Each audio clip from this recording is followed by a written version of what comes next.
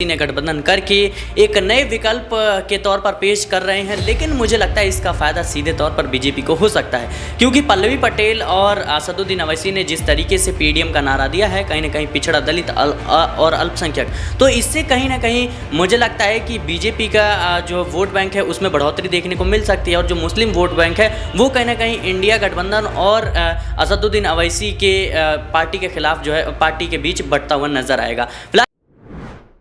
नमस्कार, मैं हुमायूं सिंह और आप देख रहे हैं नेक्स्ट 9 न्यूज। यूपी में लोकसभा का पहला चरण का चुनाव हो चुका है, दूसरे का होने वाला है। वैसे में जो अलग अलग पार्टियां हैं अपनी सियासी रणनीति बनाने में जुट गई हैं। मायावती ने फिर से अपने प्रत्याशियों की लिस्ट जारी कर दी है। इसी बीच अब पल्लवी पटेल भी अपना नामांकन भरने वाली हैं। अब देखना होगा कि जिस तरीके से पूरा समीकरण बन रहा है, पल्लवी पटेल, अखिलेश यादव और मायावती और चंद्रशेखर आजाद यूपी में किसकी जीत होते हुए नजर आती है, या फिर आने वाले जो पहला चुनाव हो चुका है, दूसरे और तीसरे में इनकी क्या रणनीति होगी। इन सभी मुद्दों पर चर्चा करने के लिए हमारे साथ सिराज मौजूद है। इनसे जानते हैं कि यूपी की जो सियासत है वो किस तरफ मोड़ लेने वाली है, या जिस तरीके से पीडी और पीडीएम की राजनीति ये चारों पार्टियां करते हुए नजर आ रही हैं, इसका फायदा क्या बीजेपी को मिलने वाला है, या फिर किसी और पार्टी को, इन चारों पार्टियों में से किसको मिल सकता है। जी बिल्कुल, कहीं ना कहीं जिस तरीके से पल्लवी पटेल और कहीं ना कहीं असदुद्दीन अवैसी ने गठबंधन करके एक नए विकल्प के तौर पर पेश कर रहे हैं, लेकिन मुझे लगता है इसका फ़ायदा सीधे तौर पर बीजेपी को हो सकता है, क्योंकि पल्लवी पटेल और असदुद्दीन अवैसी ने जिस तरीके से पीडीएम का नारा दिया है, कहीं ना कहीं पिछड़ा दलित और अल्पसंख्यक, तो इससे कहीं ना कहीं मुझे लगता है कि बीजेपी का जो वोट बैंक है उसमें बढ़ोतरी देखने को मिल सकती है, और जो मुस्लिम वोट बैंक है वो कहीं ना कहीं इंडिया गठबंधन और असदुद्दीन अवैसी के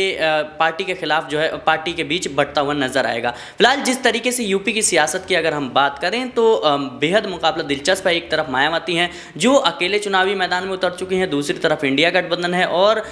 बीजेपी भी है, तो कहीं ना कहीं अब मुकाबला जो है बेहद दिलचस्प नजर आ रहा है। लेकिन अभी भी जो माहौल है इस वक्त पहले चरण के बाद देखना होगा आने वाले समय में क्या कुछ इंडिया गठबंधन कुछ बड़ा खेल करते हुए नजर आएगा। और सबसे अहम सवाल यह है कि पल्लवी पटेल पीडीएम का नारा तो जरूर दिया है उन्होंने, लेकिन क्या वो जिन सीटों पर अपने उम्मीदवार उतार रही हैं वहां पे एक आध सीटें जो है उनको मिलती हुई नजर आएंगी।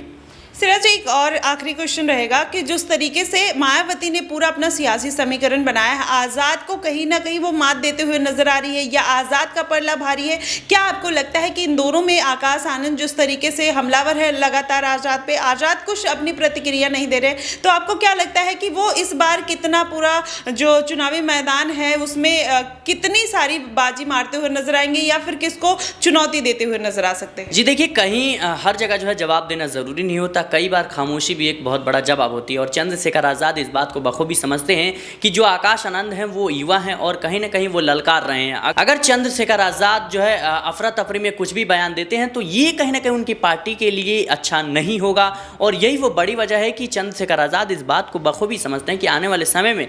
मायावती के बाद आकाश आनंद से उनकी जो है उनका मुकाबला होगा। तो यही वो वजह है जिसके चलते चंद्रशेखर आज़ाद अब चुप बैठे हैं, कहीं लोकसभा चुनाव के बीच कुछ माहौल ना खराब हो जाए उनके कुछ बयान से, इसीलिए जो है वो शांत बैठे हैं। और चंद्रशेखर आज़ाद इस बात को बखूबी समझते हैं कि बीएसपी जो पार्टी है वो अभी भी